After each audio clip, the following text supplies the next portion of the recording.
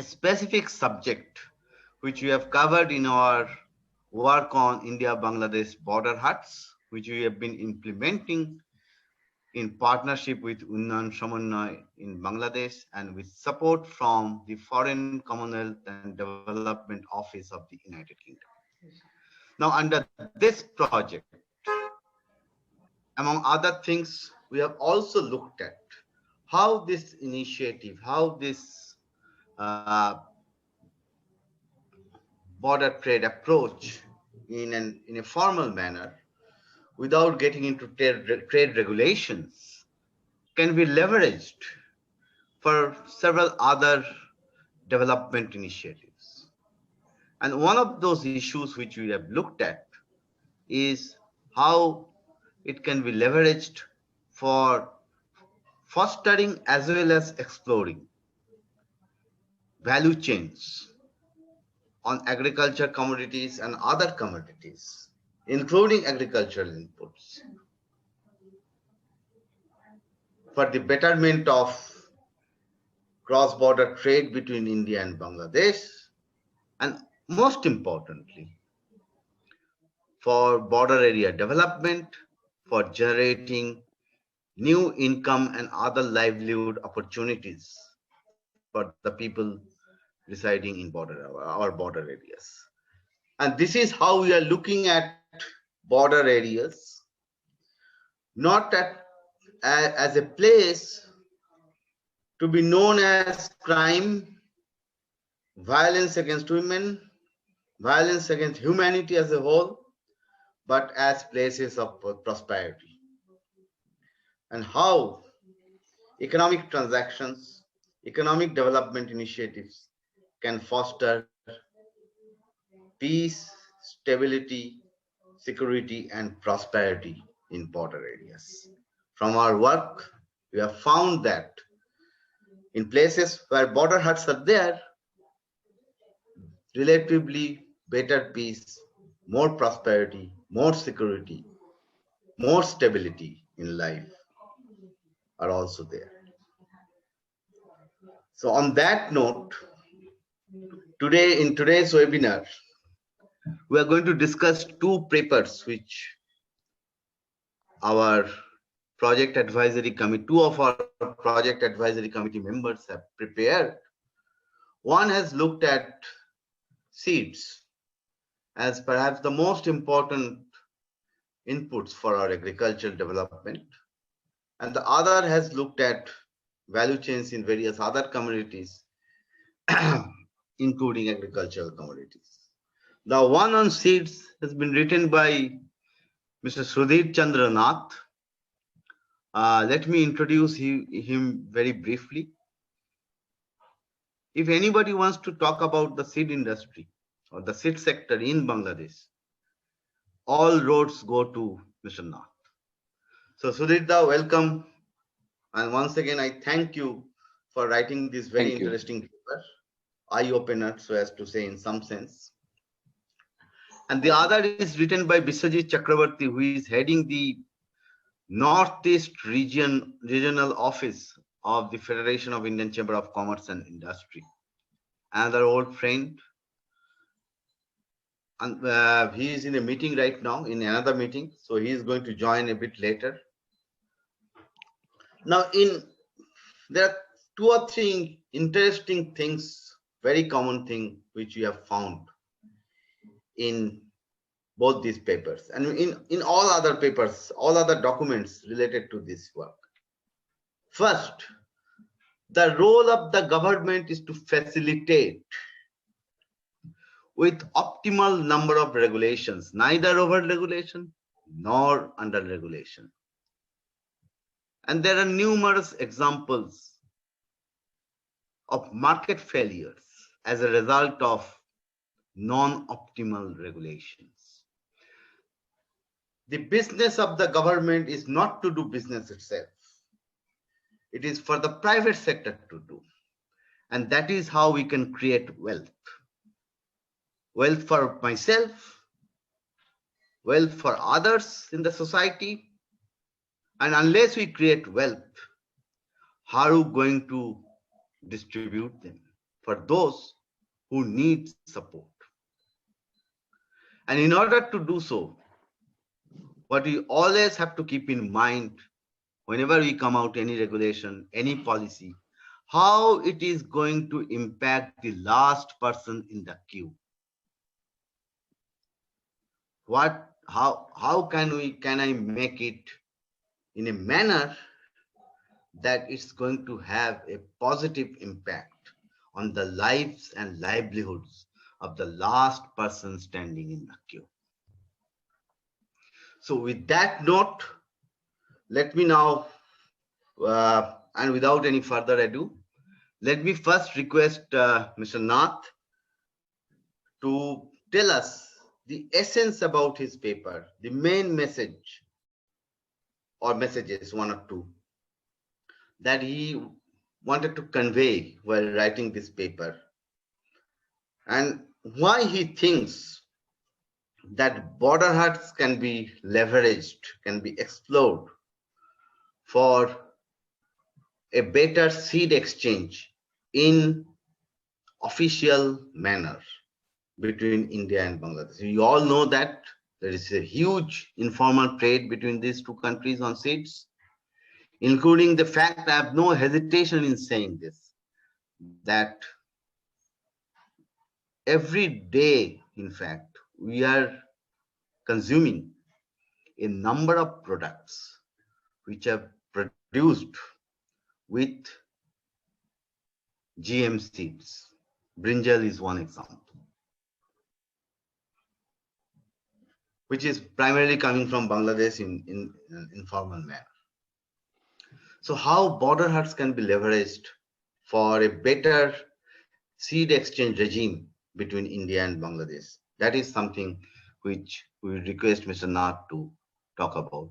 But Sudhirda, I would request you to focus on this and to tell us your story in about 10 to 12 minutes. Over to you. Okay, thank you, the Bipulji. Can I present my paper? I think I cannot share the screen. Yes, I'm just doing it. Just a minute.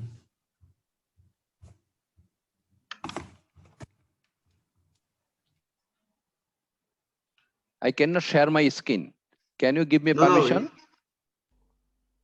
Okay, they will try. Sudhirda or no will try.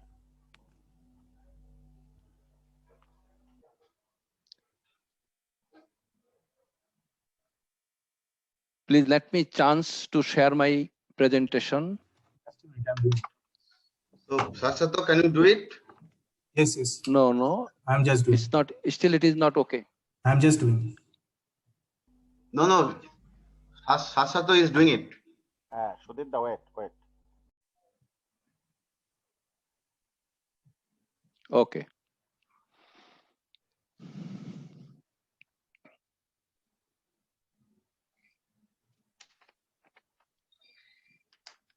I think we are having some. You can do it now. Mr. Nath, you can share it now. Okay. Sudhirda, you can do it now. Yeah.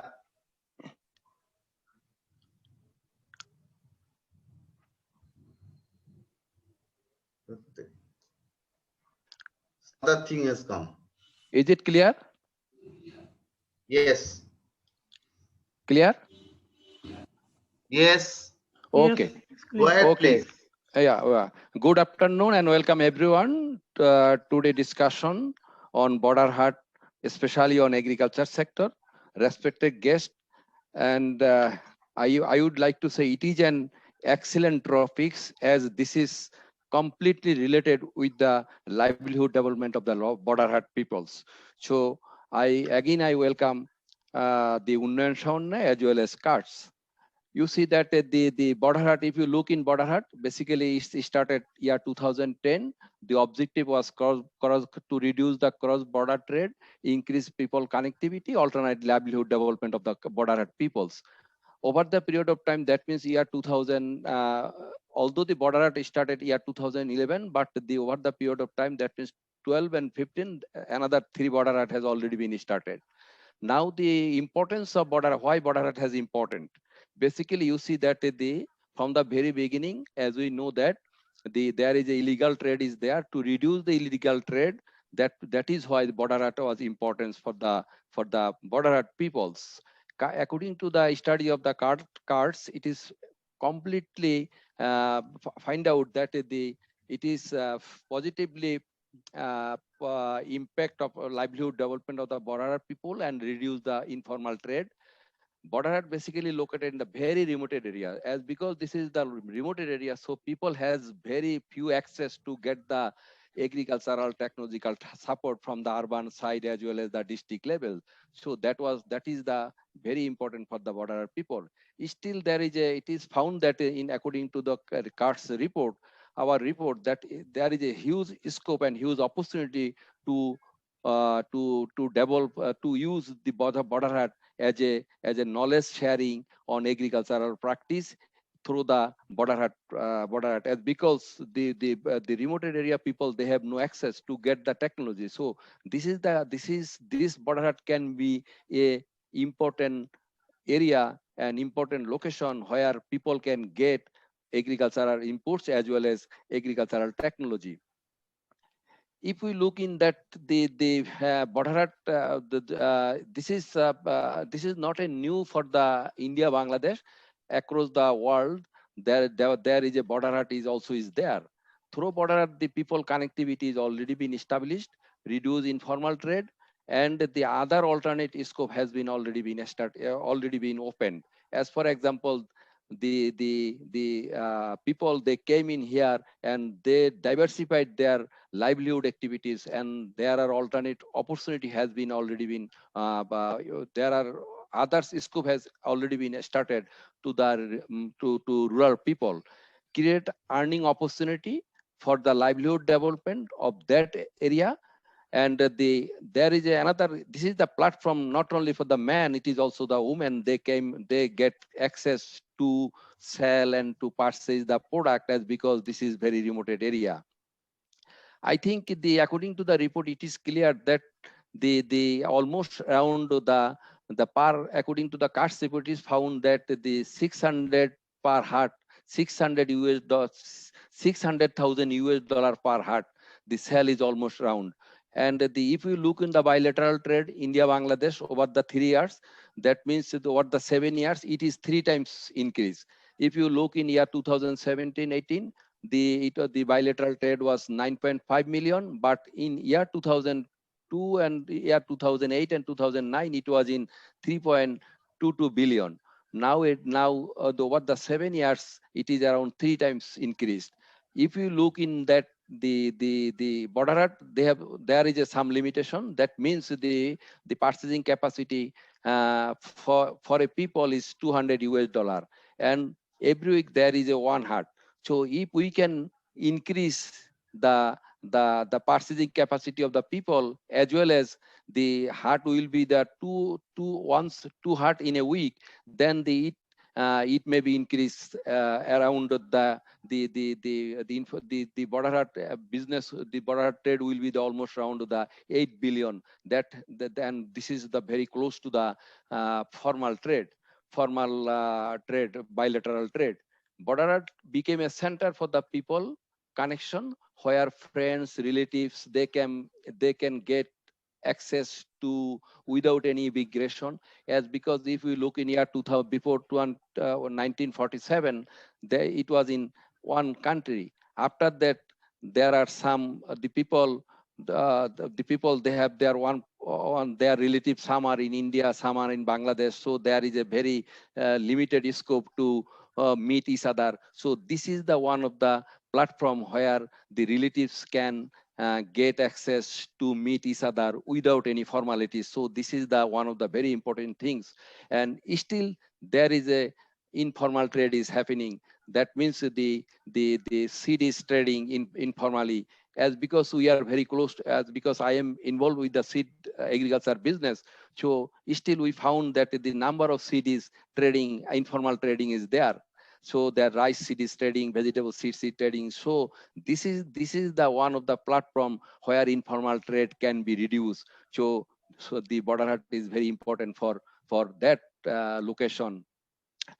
um, the it is easier to after you see that the opportunity is that the technology, you see that the agriculture is a technology, it's not a seed.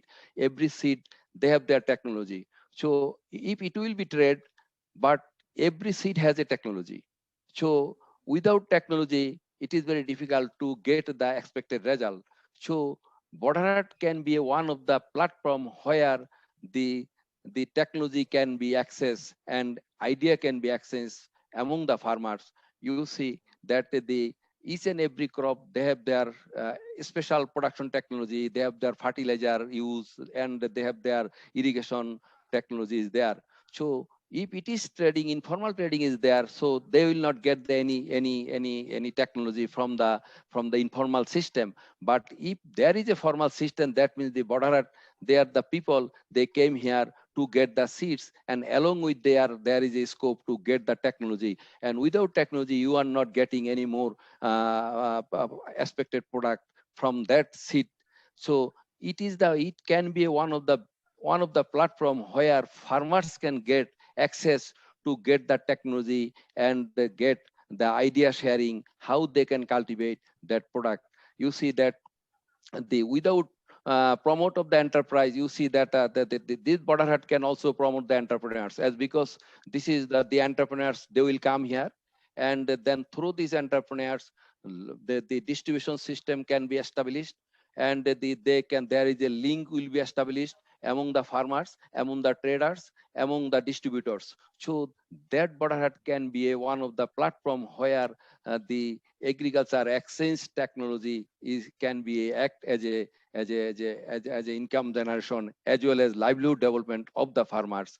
And the private sector can be, once the border hut will be established very well, then the private sector will be involved in that sector, and the private entrepreneurs will come and then they will sell their product through this. Once the private sector will be involved in that process, then farmers can get easily more technology as well as the more quality seed from that private sector. So this is the platform where border hut, as because the border is the very remote area, and border hut the remote area people, their source of income is the agriculture. So this border hut can be a one of the platform where they are they can get earning opportunity as well as they can share their excess product. You see that, as because the border art is far away from the district as well as the urban area, so they have their less scope to sell their excess product. So this border hut can be one of the opportunity to sell their product and they can earn more money. So this is the important for the border hut people. And as well as the regulation, you see that the informal, once it will be the informal trade, there is a regulation. That means the lot of unqualified and the unproductive seed may be trading, and there is a scope. So once there is a formal trading system, that means the border system, the farmers can ensure the quality seed, as because the private sector once involved, then they can give assurance to the farmers to get the more quality seed. So without quality seed, you cannot expect the good production. So this is the one of the platform where remote area people, especially the border hut peoples, can get good quality of seed as well as the good inputs, fertilizer, pesticide, and good technology, and then they can ensure the production. And this border hut can be a idea generation as well as knowledge sharing center, because once the people will come, then the seed not only for India for to Bangladesh and Bangladesh to India, but both countries seed are exchanging. You see that the number of seed that are demand in Bangladesh, Indian seed are demand in Bangladesh, and the same way there are number of variety and seed that are demand in India. So that seed technology is every seed has, as because the every seed has a one technology. So this platform we can use for the for the income generation as well as livelihood development of the border people. So this is the one of the platform where remote area people can exchange their idea for increase their income as well as increase their production. Sudhita, how many more slides you have? Pardon? How many more slides you have? I have, this is the last slide.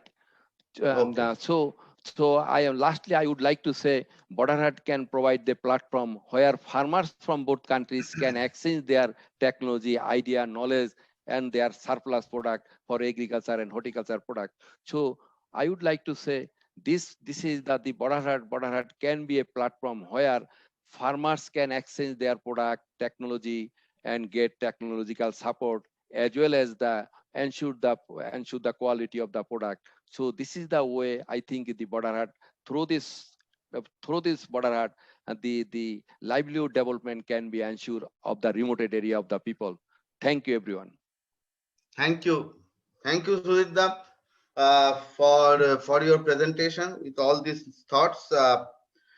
Before I come to Sriradha, just one point which I would like to flag, that this is something which we need to explore further, that how border apps can be used uh, as centers for exchange of knowledge, ideas.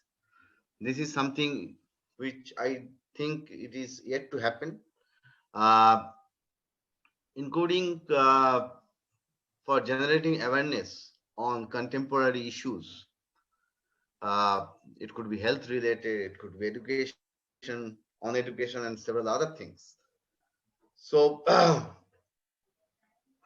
this is how we should look at it, uh, as not just as a place to do trade, but also to uh, explore this place as knowledge hubs, knowledge centers for exchanging ideas.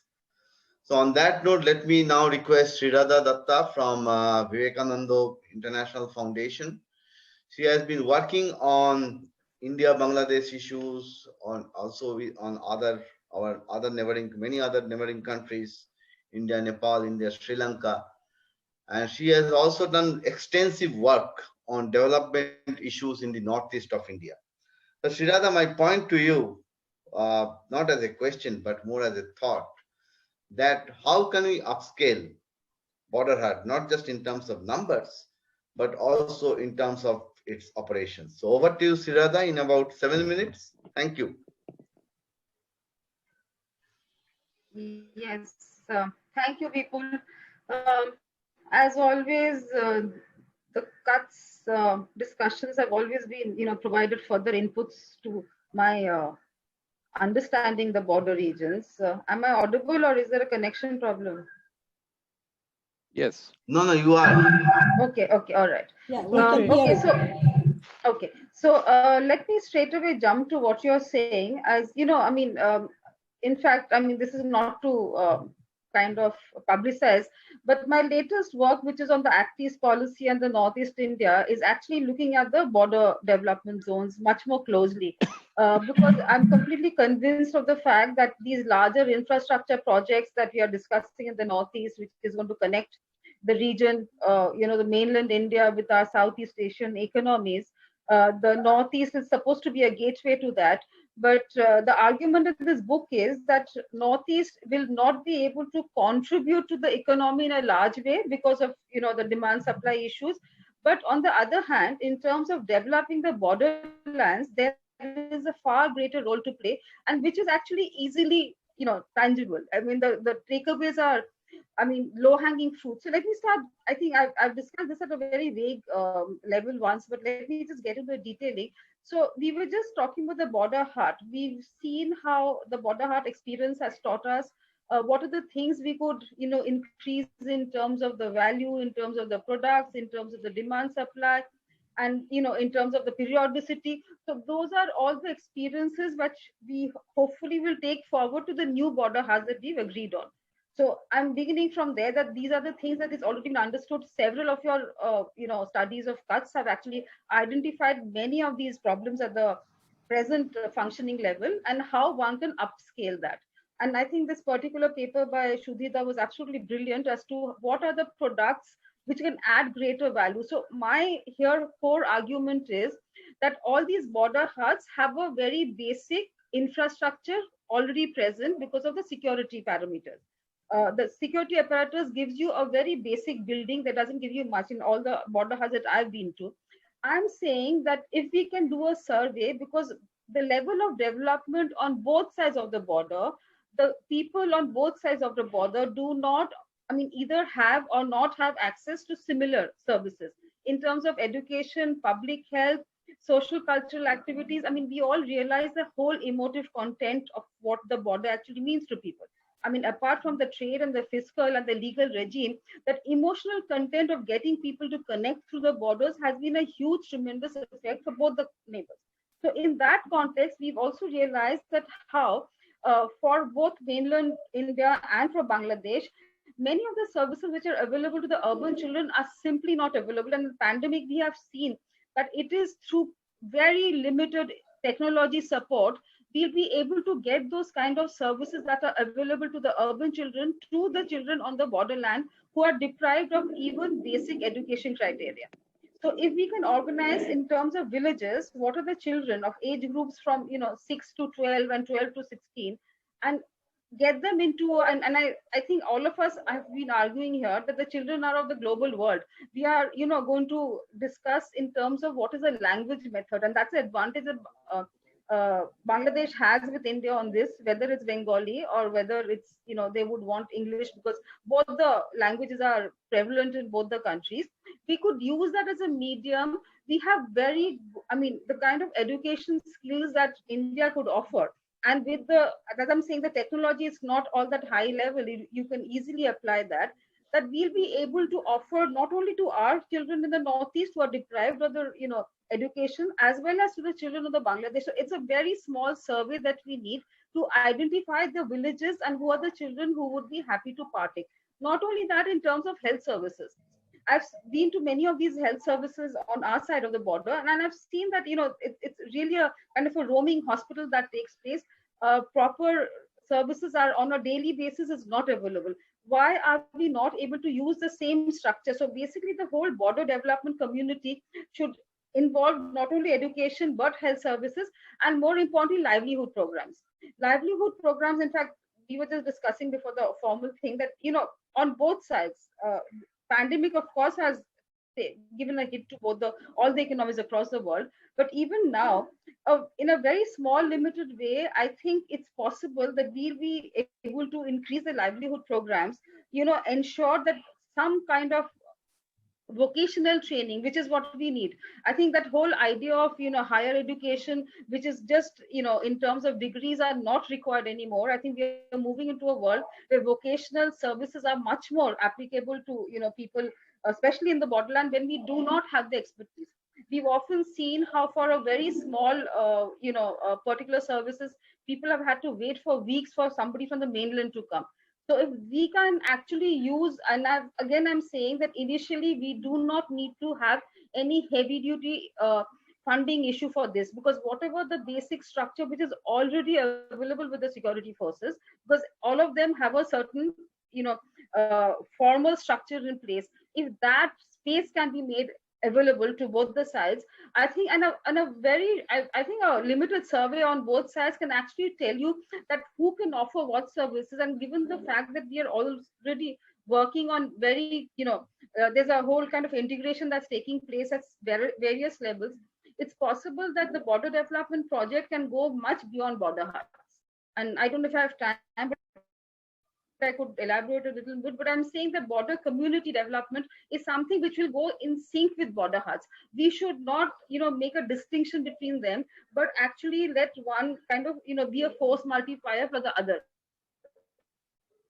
so that one feeds into the other. Border hut should not be an isolated, experience. Border hut should feed into the larger needs of the border development community. This is what my core argument here in the book is, and of course, one can get into more detailing as and required. Thank you, Srirada. That we should not look at border huts in isolation. It should not just be a place to do some transactions. We should look at it in the larger context of border area development. So I would come to on this point, I would now come to Najneen with a thought that look, here is a geography. I'm talking about Northeast India and adjoining Bangladesh, which is right at the center of a geographic thought which is coming to my mind, and also at the Bay of Bengal region as a whole. So if we look at Northeast India, on one side we have Myanmar, on the other side we have Nepal, Bhutan, rest of India. In the northern side we have Tibet, and also the Yunnan province of China. And as we go south, we have the Bay of Bengal, and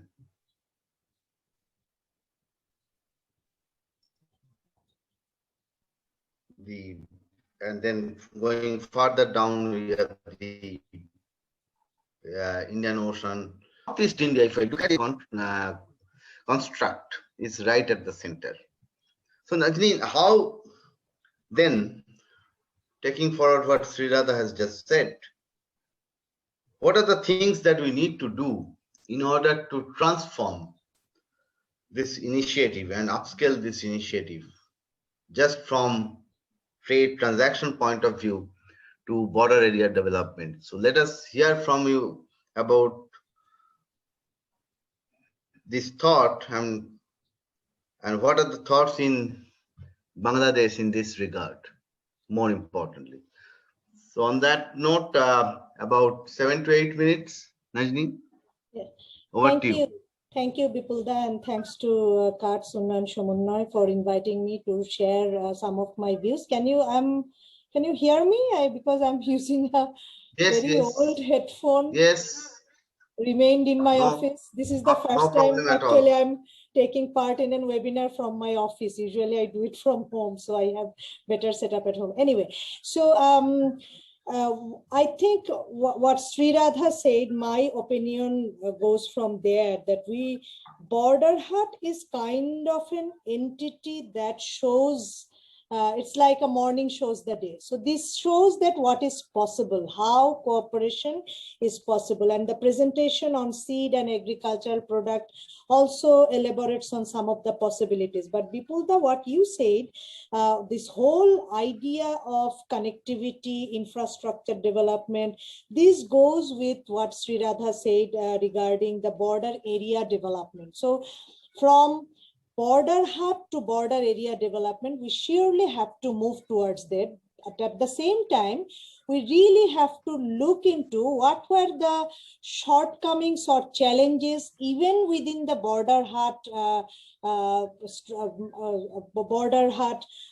would say the border hut example or border hut experiences, because it was not all that was or all that is positive. There are challenges and there are scopes for even better utilization of the border hut. So if we can understand the limitations even at the smaller scales of border hut, then when we are thinking of this border area development, we can very well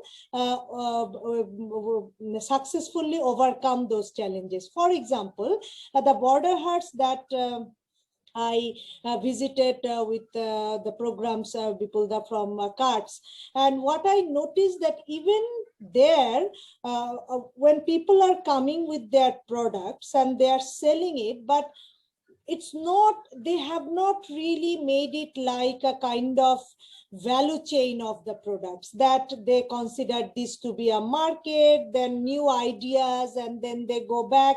Or they can even have kind of a, how to say, just like joint ventures, like you have some technology in one side and then you imitate that technology in the other side, and then you share your products, or even some kind of specialization possibility.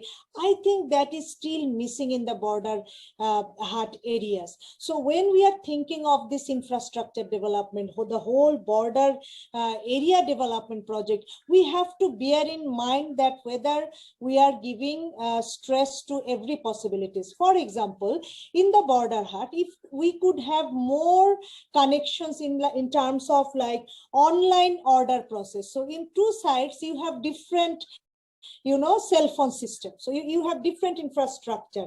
Even if Bangladeshi cell phones and others can be heard from the other side of the border, but officially it's not that, and in that area Wi-Fi and others are not that developed. So if we could have that kind of a system, then even if you don't have a border hut more than one day a week, maybe 2 days should be better, but still you can have connection for next border hut. What you say from the Indian side, some people want to buy some products from the Bangladesh side and they can place order online.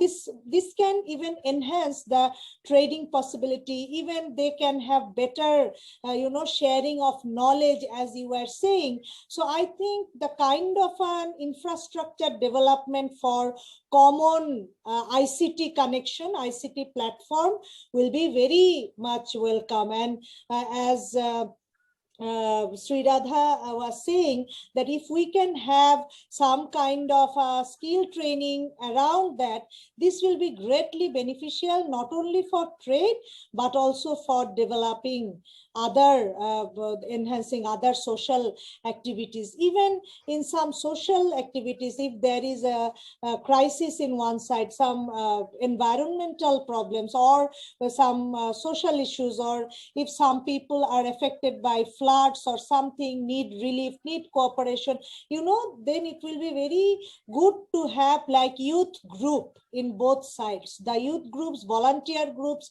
who can help each other.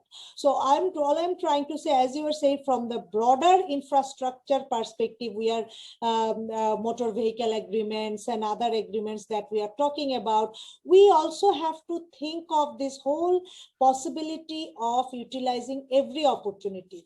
And we can very well start with utilizing the full potential of the border huts. And in that connection, I think it's very important that we develop this ICT infrastructure to help the entrepreneurs and others in both sides. And I would like to stress on this, because this will also help lots of women entrepreneurs. Maybe they cannot directly join the border huts, but they can very well send their products through someone else who has access to the shops who can sell, who are selling in the border hut. So I think those kind of chain effects. So I may not be able to go to the border hut to sell my product, but I can very well give that to some intermediary who can take my products to my client, to my consumer, whom I connected online. So I think this kind of platform, if we think of, we already utilize the infrastructure in a better way. So I think, because I think in terms of cooperation, border hut shows us what is possible. And if we can utilize this, the potentials of border hut fully, and utilize this experience for this whole border area development, I think that can create a big thing for these two countries. Because the borders that we are talking about, in most cases the borders are kind of remote part of the country, where you have less in many cases you don't really have good infrastructure or others. So when we will be developing, have this initiative of border development, that will obviously generate more opportunities, not only for business, but for many other types of cooperation. And examples should start from the border hut experience. And I think we have to think of the women entrepreneurship that is possible to develop through this border development operation, and that will require special attention to women in terms of skill training, in terms of creating chain effect for supply chain for them, the new marketing strategies. I think if we can utilize the examples of border hut properly, then as you said, people, the broader infrastructure that we are talking about, connecting all this whole region, we can move towards that. That will be a stepping stone for that kind of cooperation. I think I stop here. Thank you, Najni, for bringing infrastructure into this discussion. And the very important point that you have made, that with a bit of innovation, it's not just you have to create a huge infrastructure. In fact, with a bit of innovation, if we can transform, or not transform, if we can also utilize this initiative as some kind of a platform to also explore the two-sidedness of this initiative and how then it will be easier for many others, but better use of this platform. So I will think about it, all these ideas, and of course we are going to have more interactions with you to see to it that how these ideas can reach the eyes and ears of our policymakers and politicians, particularly in border areas, politicians in those border areas. So on that note, let me now come to Dr. Bhattacharya. And I have a very specific questions for you. That after hearing Mr. Nath, then Sriradha and Najneen, so how do you see all these things? I'll come to Mr. Roy later, and I'll ask a couple of specific questions, since he is a former retired government official. But before that, Dr. Bhattacharya, how do you see, after hearing all this and after reading all these papers, including taking part in our project on border huts, that what are the things which need to be done in order for the Barak Valley, that particular region of Assam, to get advantage of this initiative, not just the border huts, but also the larger context of border area development. So over to you in about 7 minutes, 7-8 minutes. Thank you, Cards International, and thank you, Mr. Chatterjee, for giving me the opportunity to share my thought on the issue. I hope I'm audible now. Yes. Yeah, Yes. Okay. So it's always a great opportunity to be part of your Cards International discussion. It's always a great, I would say, learning process. And the research, especially, I have gone through the research, both of the report and the papers, and these are really very fascinating one. And I really like the paper on the seeds. Particularly, and of course, I'm working here in Delhi for quite some time, but I spent a larger part of my time in Barak Valley, and that too in a border town. So when people talk about or discuss how India and Bangladesh should create trade or border area development, especially when it comes to trade, it always sounds what we are really exploring. I think it is more, the title should be reconnecting what it was, because already it was a whole economic, a composite economic area, which due to some historical reason, we got disconnected. So the whole effort here is to how reconnecting the lost communities or the separated communities. So it is, but we have to accept the realities of the time. So that way, I think Border Heart is a very good beginning. It is just a beginning for a larger goal that we are all talking about, is to create a proper border community, because unfortunately, because of the history, we are separated, and the region which at one point of time, Barak Valley, which was a major connecting point for connecting to other states, became the remotest part of India, and now we are the border zone.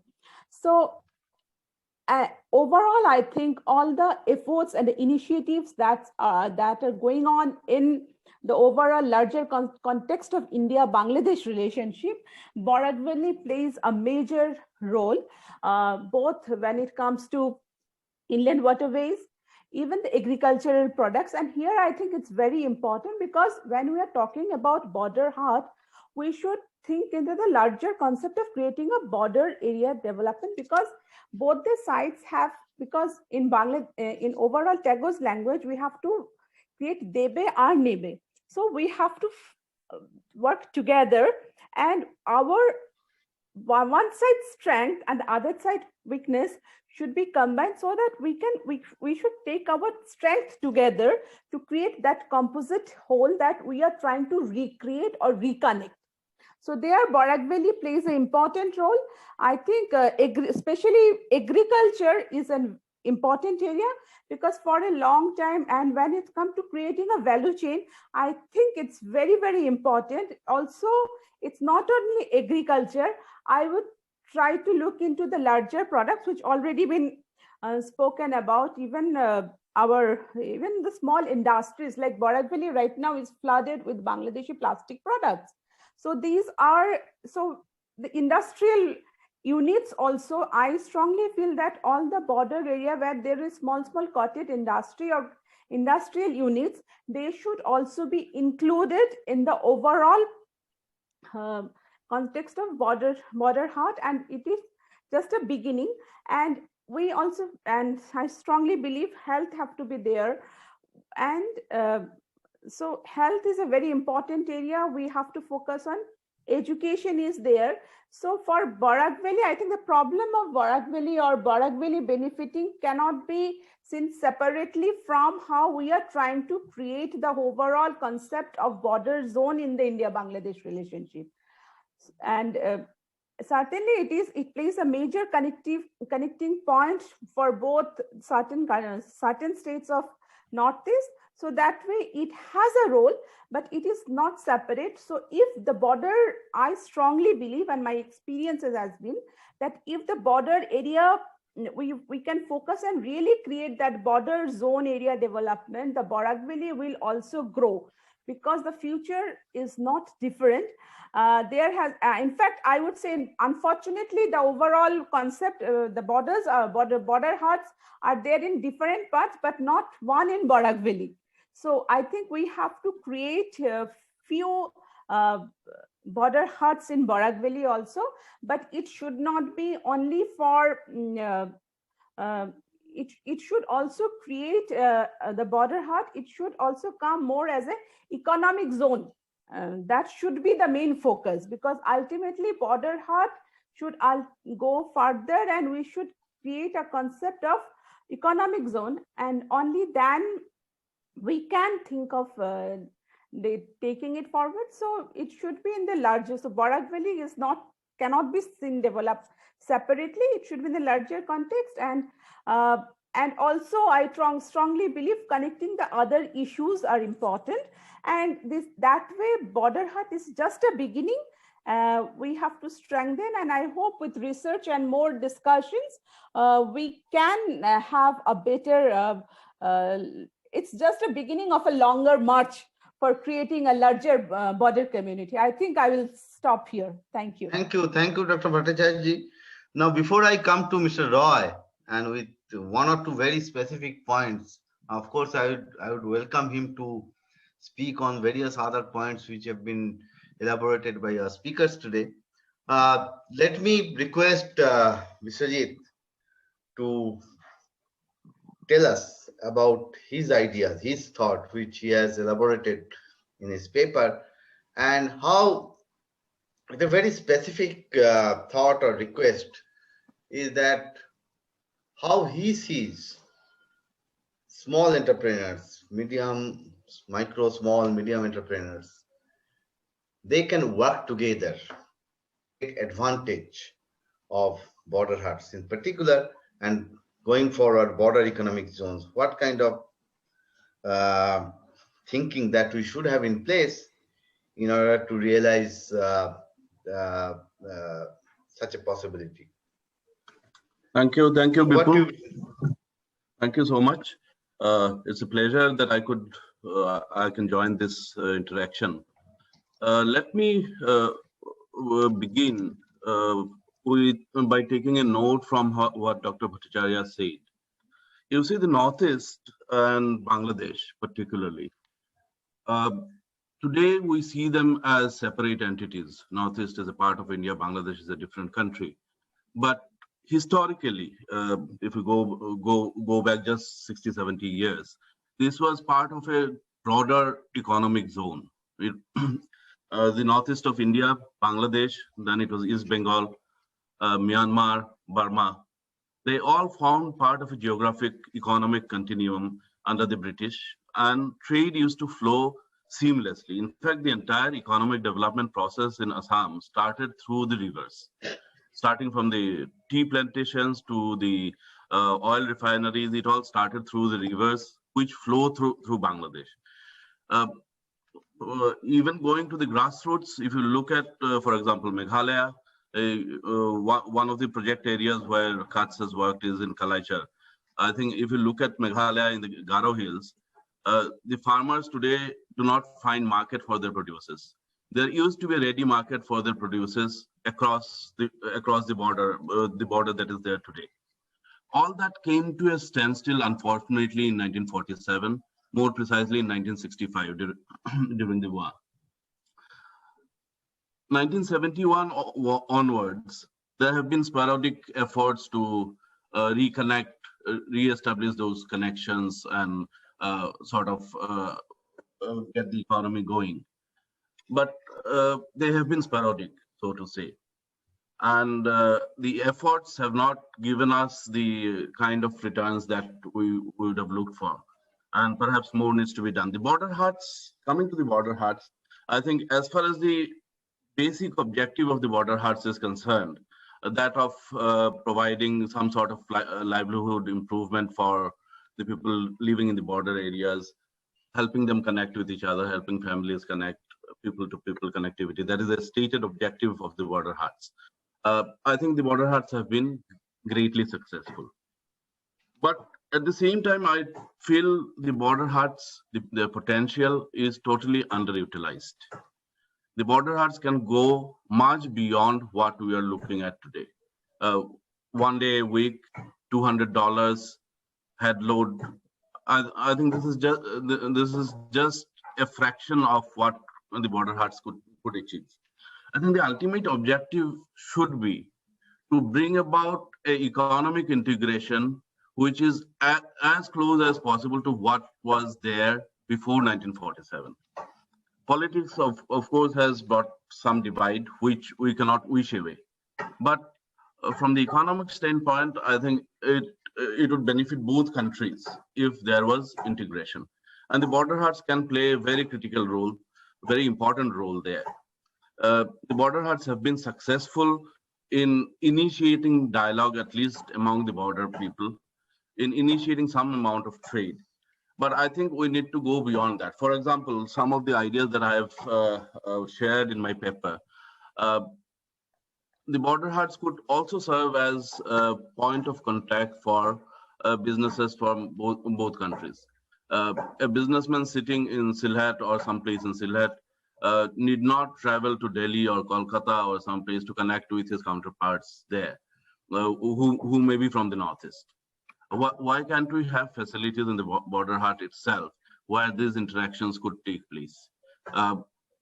Number one. Number two, we probably need to improve the infrastructure in the border Haat to achieve this. Then again, within the limited scope of the border Haats that has been thought of, I think we can still do a little more. In the sense, the border Haats are today limited to 1 day a week with certain restrictions on the amount of trade that a trader can conduct and things like that. Some relaxation in that, allowing people to trade more, make the list of items that is traded there, that could be broadened. There might be worries that this will come into conflict with the normal trade, the LC trade that takes place between the two countries. But I think at this point in time, such worries would be unfounded, primarily because the volume of trade taking place in the border Haats is still very limited. And if the volume of trade increases to an extent that it impacts the regular trade, we could then, at that point in time, look at working out a formula, a method by which customs duties, etc., could be collected at the Haat itself. There are numerous examples of this happening. For example, the border between Myanmar and China. They have a very good system where taxes are collected, where duties are collected, and the trade happens almost like a border Haat. So I think that is the short-term goal which we should target, which we should work towards both the countries. In the longer term, I think the border Haats could form the nucleus around which border development zones could evolve. There are different kinds of border development zones across the world. In some cases, border development zones are two different zones in two countries which are connected via a corridor, or it could be an integrated zone where trade happens freely. And that also brings me to another Bipul's question about how SMEs can work and benefit from this entire exercise. You see, the border Haats could play a very important role in developing the existing value chains and in developing new value chains. One example which we found in the study that Katz conducted is that of betel nut. Betel nut, traditionally, betel nut trade between the two regions has always been there for centuries. It came to a standstill, and recently, because of the border Haat at Kalaichar, it has taken off again. So betel nut from this side goes there, it is processed, then again it comes back through a different border Haat. So I think there are many other value chains, starting from agriculture to many other areas. For example, in plastic, Bangladesh has a thriving plastic industry. It sources its raw material from places like Saudi Arabia, from Malaysia, and from Gujarat in India. Whereas we have a gas cracker project in Assam, which produces excellent quality raw material for the plastic industry. And there is no trade happening between Bangladesh and Northeast in this particular item. So similarly, there are many other value chains which could involve the bigger industries as well as the smaller industries, and particularly for agrarian producers, for example. The border Haats could also double up as processing zones, where the produce from one side comes in, some amount of processing takes place on this side of the border, is sent to the other side. For example, in food processing, Bangladesh has a thriving industry, at least compared to the Northeast. I think Bangladesh has a bigger industry in food processing, and it has huge domestic demand for processed and unprocessed food. The horticultural producers from the Northeast, from Meghalaya, from Assam, from Tripura, from Mizoram, they could come to the border Haats. They could be, some amount of semi-processing could be done on this side of the border, some amount of value addition, and then it could go over to the other side of the border where the final processing takes place. This way, if we have the processing zones close by across the border, we could benefit from each other's expertise. We could benefit from skilled manpower who could actually, we should look at a future where skilled manpower from India should be able to go and work in Bangladesh, come back and sleep at his home. Similarly, from Bangladesh, people should be able to come to the Indian side and work in the processing zones and go back. And that's where the SMEs will play a very critical role. We cannot expect the big companies of either country to go and set up shop at the border to begin with. That is where the SMEs would come in. SMEs of both sides could come in and join hands and set up processing facilities, warehousing facilities, logistics facilities, etc. But I think the overall objective should be to bring about a kind of economic integration where this kind of flow of talent, flow of raw material for processed products becomes easy and seamless without getting tangled into bureaucratic red tape, etc. I think that is more or less the point that I've tried to make in my paper. If there are any other questions and queries, I'd love to take them. Thank you so much.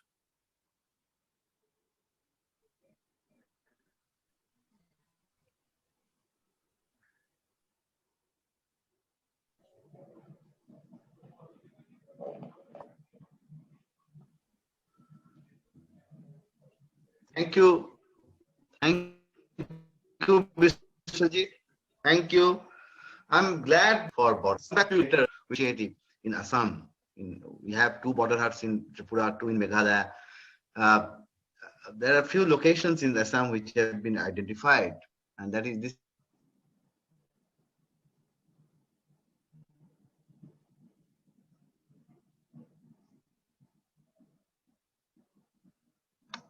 Sorry, there's some internet issue. This is something which we need to explore further in consultation with you. And I'm sure that given the dynamic nature, Himantada would take it up at the appropriate places. So, but the most important thing is the support which we have got from you, Biswajit, about this initiative. I'm saying this with a bit of annoyance, I would say, if I may use this word. I'll tell you why. It's because whenever we talk about border huts in New Delhi, with business associations in particular, we don't get much attention. I mean, we can meet any minister at any point of time, just a phone call away. Why should we be bothered about some remote market in some small markets in some remote areas of our country? So we have to keep that in mind. And this is something which we should do joint advocacy at the state level as well as at the central level. So that brings me to my final question, among other things, of course, to Mr. Roy. Being a senior bureaucrat, now retired, additional secretary in the Bangladesh Commerce Ministry, why you think that what needs to be done in order for capitals to listen to grassroots? That is still very much missing, though things have improved over time, thanks to digital means. And thanks to, I have no hesitation in saying this, thanks to politicians like Himanta Biswa Sharma, who is the finance minister of Assam, and many other finance and health minister, among other things. So being on one part of the story, the policy making, the bureaucracy part, what do you think that we need to do in order to get more attention to the eyes and ears of the bureaucrats in the capitals? So thank you, and over to you, Mr. Roy. Thank you very much, Vipulda, and thanks very much to Haats giving me the scope to work with you. I am audible? Yes, yes, you are audible in about 10-12 minutes. Yes, yes. And also thanks for the very good 2 papers, actually, Mr. Nath and Mr. Chakraborty. And also I will cite Ms. Bhattacharya's lecture he delivered here. And also Mr. Biswajit is saying that about the economy of the area. Earlier it was an integrated economy all over the area, and free movement of factors, including capitals, products, and raw materials are moving. But now in the 1947s and later, state boundaries are created, so economies are being disturbed. But now we are trying again to go back to that actually situation of integrated economy by the name of connectivity. And I think among other purposes, border art is also one tool for that connectivity. While border art was first established, there was what was in mind of the policymakers. That is, they are the segregated areas. There is actually crisis of essential products. So if we can actually provide some sorts of arrangement between the 2 sides of the border, that the people are relieved of this crisis, the scarcity of their goods, essential commodities, etc. That was basically a primary point. And secondary was also to people connection. These two issues actually forced the governments to come closer and to form this type of arrangements. And before going to the main thing, let me give you the present situation. Now, in total, 16 border huts, 4 are in actually running, and out of more 6, construction 3 is completed and they are awaiting inauguration. And the next 6 actually going joint inspections. So at this very moment, we have 16 border huts in actually discussion. Now, if how you can draw the attention of the border hut, government, national governments that actually they facilitated I think that was your question, that how the actually attention of the governments at larger perspective can be drawn to the border huts. It is not like that, as you have said, someone in Delhi or Dhaka saying, oh, we will do it. It's a very short issue. But if we can actually, after this development at this stage, if we can give some sort of picture to those who are making the policies that yes, progress is on this line and they are again progressing. So we have to actually make them visualize that yes, the situation of border areas, the supply and demand of the border pupils, they are happy, and some transactions are also going on. So we have to first probe it by any means to bring the attention. Otherwise, actually, no one says. If someone remains silent, no one says what is going on in the remote areas. But the developments so far have taken place. I will now actually speak something that whether it can give more actually momentum to the process. The first, there was a study by Arnabda, and now today's 2 studies. This all actually coming to a single point. That was my actually interest area. In Arnabda's study some months back, there were found some new actually professions, products. The buying capacity, purchasing capacity of the dwellers of the border are increased. They have now choices for their products. But how to actually meet up this need? Only we will be eyeing at the mainstream or mainland, then how the border areas will be developed. When now Mr. Bhattacharya is saying about value chain, and Mr. Nath is saying about a particular sector where there are scopes, and Arnabda said that yes, there are demands of products. So whether we can actually create such opportunities by improving the movement of factors from both the sides, that there are conversion houses, conversion processes running in the very border areas. As you have already said, that borders must not be the point of only transaction, good transaction points. Let we think it, let we close our eyes and see that yes, these areas are developed as a production house also. In international economics, actually, terms of trade, gain from benefits, gains from production, and gains from consumption, these are also important. So if we can arrange such things, that we will be providing support, being identifying the new products that are demanded there, either side of the border, provide some skills to the peoples of that area, including the women, and also provide, facilitate so that they can get into access to credits by actually banding these 3, the skills, identification of products, and credits, access to credits, resources.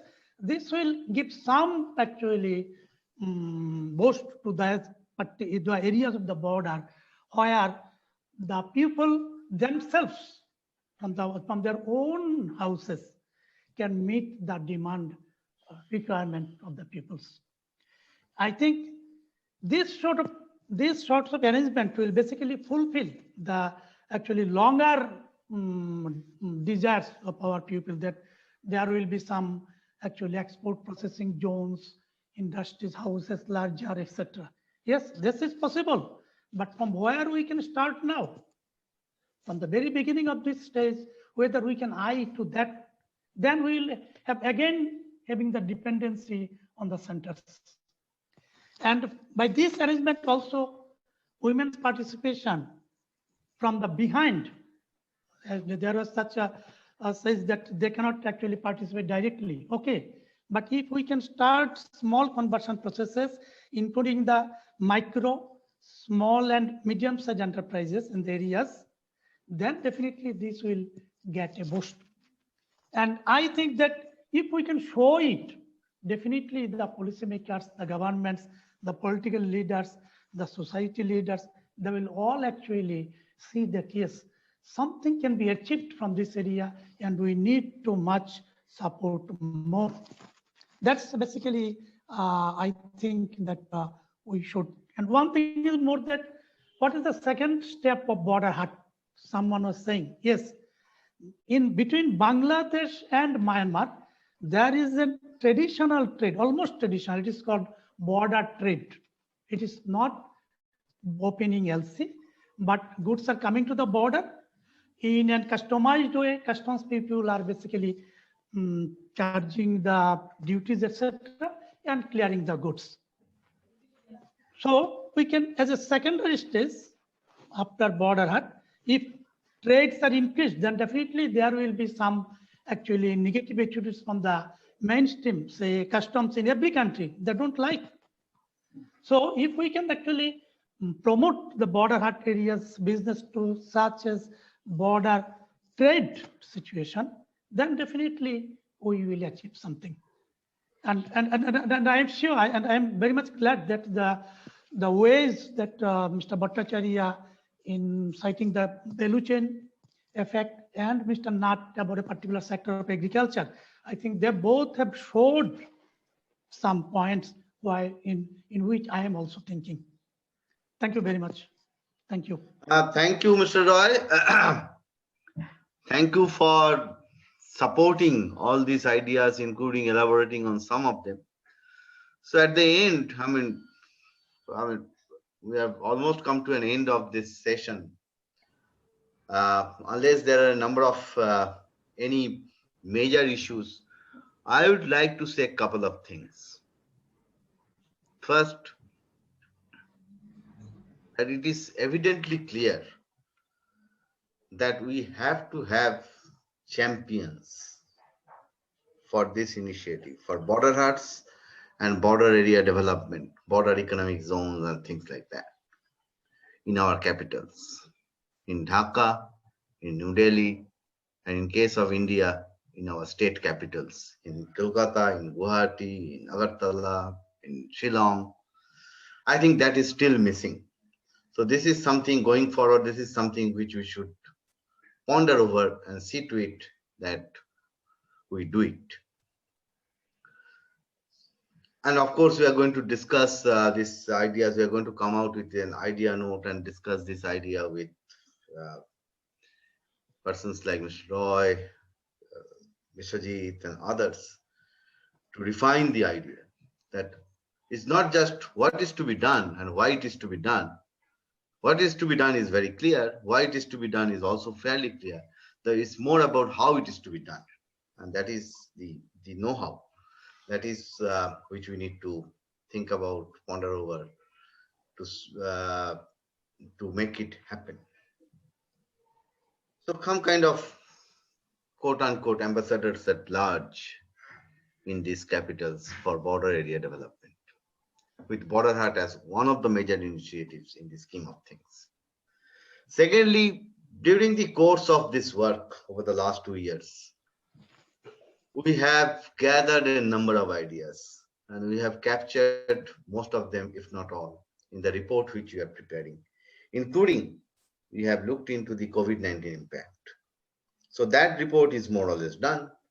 Now we have to distill a bit of it to see to it that we can now take these ideas forward in a much more concrete manner, with the ultimate objective of having more and more economic integration between these two countries.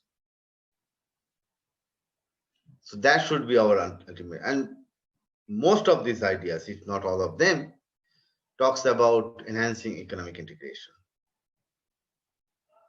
And of course, through that, people-to-people connectivity for peace, security, stability, and prosperity, not just through generation of new income generation opportunities. So that is something which also we are going to do.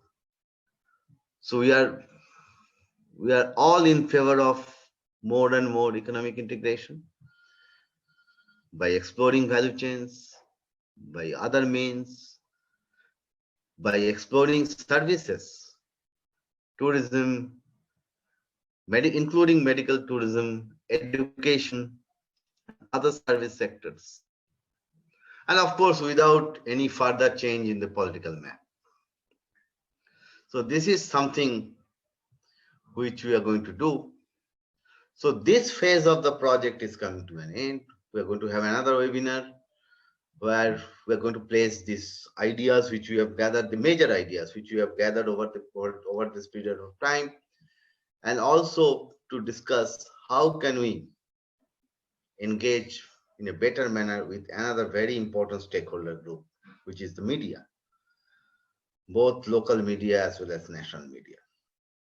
So on that note, unless any of you, including particularly the speakers, you have anything more to add, important point to add, I would request my colleague Arnab Ganguly to propose a vote of thanks, including if he wants to add any of his ideas. That would be most welcome. So over to you. If I may just come in for a second. Yeah. Yes. Yeah. Yes. Just one limited point. You mentioned about how to get attention of the capitals in this. To my mind, I think it is time we start painting the larger picture. While the actual work may be happening on a smaller scale in the border Haats and all, but I think we should start thinking about how to paint the larger picture. Because unless we show them a larger picture, we are not going to get their attention. Yeah, I get your point. Very small issue. Actually, border hut is run by the civil administration, but BSF from the Indian side and BGP from Bangladesh side, these are the very two actually important, influential actually players of this.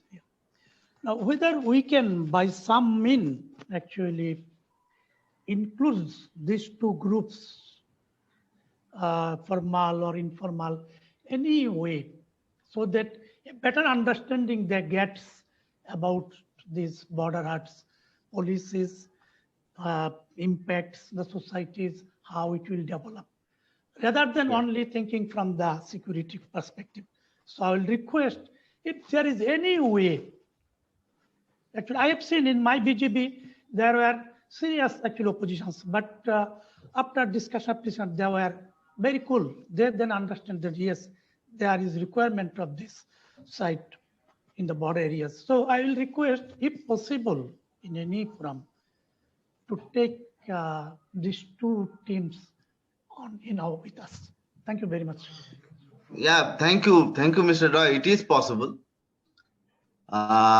In fact, in locations where border huts are there, we have found that both the Indian BSF and the Bangladesh Border Guard, they are quite happy about this initiative because the crime rate has come down.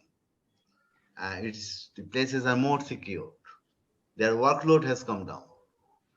So we need to, as Vishwajit has rightly pointed out, we need to look at the big picture and see how we can fit this story into that big picture. So on that note, let me now request Arnav for his final thoughts, including vote of thanks.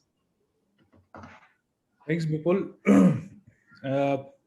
Like to take the opportunity to thank everyone for participating in the discussion. Uh,